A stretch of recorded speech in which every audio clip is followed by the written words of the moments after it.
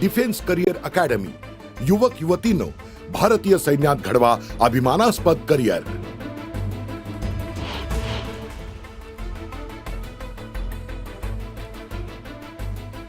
अहिल्यानगर जिल्ह्यात पालिकेचा 50% नालेसफाईचा दावा, मात्र प्रत्यक्षात ओढे नाले साफ केलं नसल्याचं चित्र।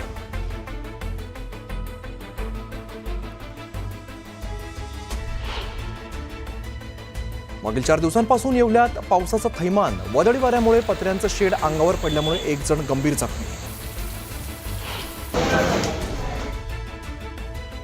जळगाव जिल्ह्यातील 3 जणांना डेंग्यूची लागण, शासकीय वैद्यकीय महाविद्यालयात डेंग्यू सदृश्य 50 रुग्णांची तपासणी।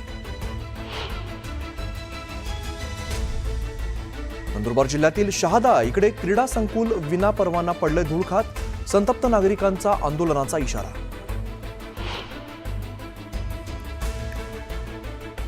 आणि गोंदियातील जिल्हा क्रीडा विभागाच्या वतीने जिल्ह्यात 46 ओपन जिम तयार करण्यासाठी 3,19,00,000ची निविदा, मात्र निविदा प्रक्रियेत घोळ झाल्याने जिल्हा क्रीडा अधिकाऱ्यांचं निलंबन।